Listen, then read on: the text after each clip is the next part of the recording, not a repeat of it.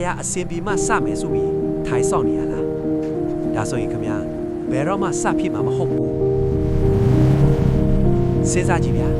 ခင်ဗျာကားမောင်းပြီးခရီးတစ်ခုသွားမယ်ဆိုပါစို့လမ်းတစ်လျှောက်လုံးမှာရှိတဲ့မီးဖွားတွေအားလုံးမီးစိမ့်ပြမှအိမ်ကနေကားစထွက်မယ်လို့တွေးထားလားမဖြစ်နိုင်ဘူးလေဟုတ်တယ်မလားအိမ်ကထွက်မယ်မီးနီရမယ်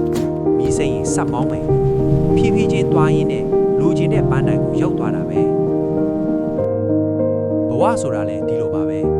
ပတ်စံဖြည့်စုံမှအချိန်တွေအားလုံးကထောက်ခံမှစမယ်ဆိုရင်ခမညာအိုသွားလိမ့်မယ်ဘာမှဖြစ်လာမှာမဟုတ်ဘူးအစင်မပြေမှုတွေကြားကစလိုက်ပါ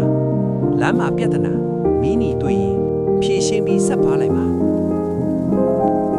Start now with what you have ပြီးပြည့်စုံမှုမဆောင်ပါနဲ့စလိုက်မှပြီးပြည့်စုံလာမှာပါဒီဗီဒီယိုလေးကမိတ်ဆွေတို့အမှန်တရားတစ်ခုကိုမြင်စေတယ်ဆိုရင်like share and follow လုပ်ထား